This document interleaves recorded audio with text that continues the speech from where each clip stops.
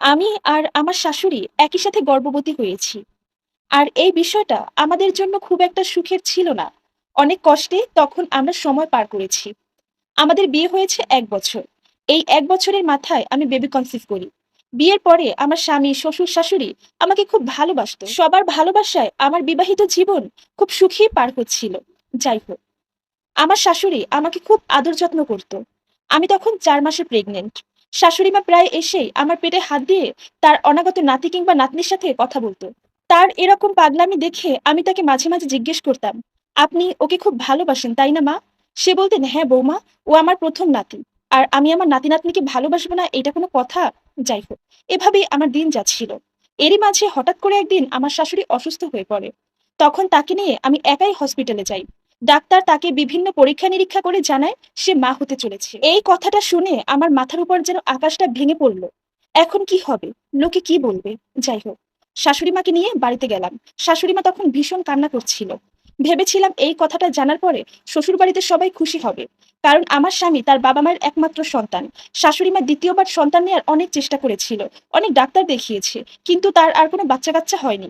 যাই হোক, বাড়িতে আসার পর যখন সবাই এই কথাটা জানতে পারে, দেখলাম আমাদের পরিবারের পরিবেশটা মুহূর্তের মধ্যেই চেঞ্জ হয়ে গেছে। আমার শ্বশুর একদম চুপ হয়ে গেছেন, কারোর সাথে খুব একটা কথা বলে না। আর আমার স্বামী আমাকে বলে, দেখো তো কি একটা ব্যাপার হয়ে গেল, মা এই বয়সে মা হতে চলেছে, এখন আমি বাহিরে মানুষকে কিভাবে মুখ দেখাবো? সবাই তো আমাদেরকে নিয়ে হাসাহাসি করবে। আর অন্যদিকে আমার শাশুড়ি তো কান্না করতেছে, সারাদিন কান্না করে। কাঁদতে কাঁদতে সে বলে, বৌমা, একটা বাচ্চার জন্য অনেক কেঁদেছি, কিন্তু আল্লাহ তাআলা তখন আমাকে বাচ্চা দেয়নি, এখন বাচ্চা দিয়েছে। বলো তো কি করব? আমি তাকে সান্ত্বনা দিয়ে বললাম, মা এত চিন্তা করবেন না, সব ঠিক হয়ে যাবে। সেদিন রাতে আমার স্বামী বলে দিল আমাকে নিয়ে সে এই বাড়ি থেকে বের হয়ে যাবে, সে এখানে আর থাকবে না। এই কথাটা শুনে আমার খুব খারাপ লেগেছিল। সেদিন সারা রাত আমি ঘুমাতে পারিনি। পরের দিন সকালবেলা আমি সবার জন্য নাস্তা বানালাম, কিন্তু তখন আমাদের পরিবারের পরিবেশটা এতটাই স্তব্ধ ছিল যে কেউ খাবারে হাত দিচ্ছে না। সবাই খাবার টেবিলে বসেছিল। আমার শাশুড়ি কপালে হাত দিয়ে বসে আছে, আমার শ্বশুর তসবি পড়তেছে। সবাই সমাজের কথা চিন্তা করতেছে, সমাজ কি বলবে, সবাই আমার শাশুড়িকে নিয়ে হাসাহাসি করবে, এটা নিয়ে সবাই খুব চিন্তিত। কিন্তু শাশুড়ি মায়ের কথা কেউ একবারও চিন্তা করতেছে না। এরপর আমি এক গ্লাস দুধ গরম করে নিয়ে শাশুড়ি মায়ের সামনে দাঁড়ালাম। শাশুড়ি মা আমাকে জড়িয়ে ধরে তখন হাউমাউ করে কান্না করে দিলেন, আর বললেন, মা বলতো আমি এখন কি করব? সে আরো বললেন, দেখ মা, সবাই আমার সাথে খারাপ ব্যবহার করতেছে, আমার ছেলেটা আমার সাথে ঠিক করে কথা বলতেছে না, আমাকে বকাঝকা করতেছে, কিন্তু এখানে আমার কি কোনো দোষ আছে? তুই একটু আমার ছেলেটাকে বুঝিয়ে বল মা। আমি বললাম, মা আপনি কোনো চিন্তা করবেন না, আপনি মনে রাখবেন আপনার মধ্যে অন্য একটা শিশু বেড়ে উঠতেছে, আপনি একটুও ভেঙে পড়বেন না, ওর কথা চিন্তা করেন। এই বলে গ্লাসটা হাতে দিয়ে তাকে বললাম দুধটা খেয়ে নেন। এরপর রুমে এসে আমি আমার স্বামীকে অনেক বোঝানোর চেষ্টা করলাম, কিন্তু সে আমার কথা একটুও বুঝতে চাইলো না। সেদিন অফিস থেকে এসে সে তার বাবার সাথে অনেক ঝামেলা করছে।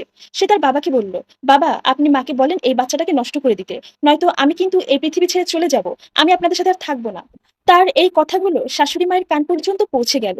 শাশুড়ি মা সব শুনে ধপাস করে সোফার উপরে বসে পড়লেন। আর দেখলাম তার মুখটা ফ্যাকাশে হয়ে গেছে, শরীরটা ক্লান্ত হয়ে গেছে।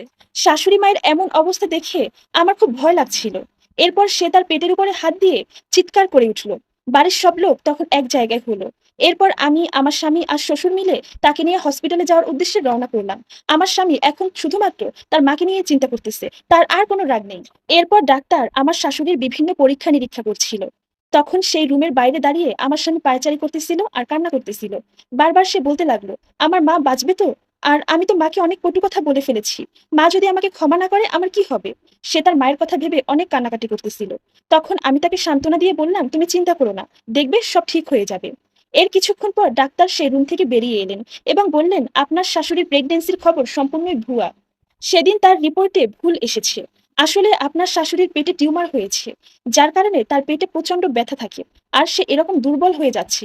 এই কথাটা শুনে আমার স্বামী কান্নায় ভেঙে পড়লেন, কারণ সে না জেনেই তার মাকে অনেক কটু কথা বলে ফেলেছে। এর কিছুক্ষণ পর আমি শাশুড়ি মায়ের কেবিনে গেলাম তার সাথে দেখা করতে। তখন সে আমার হাত দুটো ধরে বললেন, বৌমা আমার পেটের বাচ্চাটা ঠিক আছে তো, ও সুস্থ আছে? আমার শাশুড়ি মা তখনও জানতেন না যে তার পেটে কোনো সন্তান নেই, আছে টিউমার। তখন এই সত্যিটা জানাতে আমার খুব কষ্ট হয়েছিল, কিন্তু শাশুড়ি মাকে এটা জানানোর দরকার ছিল। আমি তাকে বললাম, মা আপনার প্রেগনেন্সির খবরটা ছিল মিথ্যা, আপনি মা হবেন না। আসলে আপনার পেটে একটা টিউমার আছে, আপনার একটা অপারেশন হবে আর তারপর আপনি আবার আগের মতো সুস্থ হয়ে যাবেন। এটা নিয়ে আপনি কোনো চিন্তাই করেন না। আসলে পুরোপুরি সত্যটা না জেনে কোনো মানুষের মনেই কষ্ট দেওয়া ঠিক না। আর এই সম্পূর্ণ স্টোরিটা সংগৃহীত। আপনাদের কাছে কেমন লেগেছে অবশ্যই জানাবেন। ধন্যবাদ।